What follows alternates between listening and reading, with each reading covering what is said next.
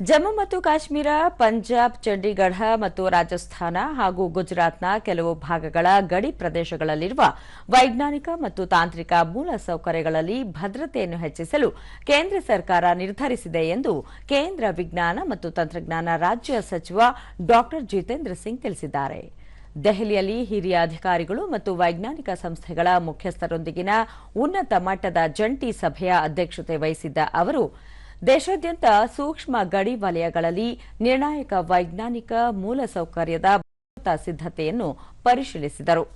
ಜಮ್ಮುವಿನ CSIR Indian institute of integrative medicine, ಚಂಡೀಗಢದ CSIR central scientific instruments organisation ಮತ್ತು CSIR institute of microbial technology ಸೇರಿದಂತೆ ಪ್ರಮುಖ ಸಂಸ್ಥೆಗಳಲ್ಲಿ ಭದ್ರತಾ ಕಾರ್ಯವಿಧಾನಗಳ ವಿವರವಾದ ಪರಿಶೀಲನೆಯನ್ನು ಅವರು ನಡೆಸಿದರು.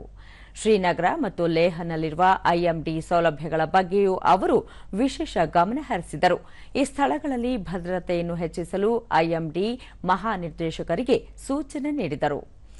ಈ ವೈಜ್ಞಾನಿಕ ಸಂಸ್ಥೆಗಳು ಭಾರತದ ಸಂಶೋಧನೆ ಮತ್ತು ವಿಪತ್ತು ನಿರ್ವಹಣೆಯ ಮೂಲ ಸೌಕರ್ಯದ ಬೆನ್ನೆಲುಬಾಗಿದ್ದು, ಎಲ್ಲ ವೈಜ್ಞಾನಿಕ ಇಲಾಖೆಗಳು ತಮ್ಮ ಭದ್ರತಾ ಪ್ರೋಟೋಕಾಲ್ಗಳನ್ನು ನವೀಕರಿಸಲು ಮತ್ತು ಸ್ಥಳೀಯ ಜಿಲ್ಲಾಡಳಿತಗಳೊಂದಿಗೆ ನಿಕಟ ಸಮನ್ವಯವನ್ನು ಕಾಯ್ದುಕೊಳ್ಳಲು ಸೂಚಿಸಲಾಗಿದೆ ಎಂದು ಅವರು ಹೇಳಿದರು.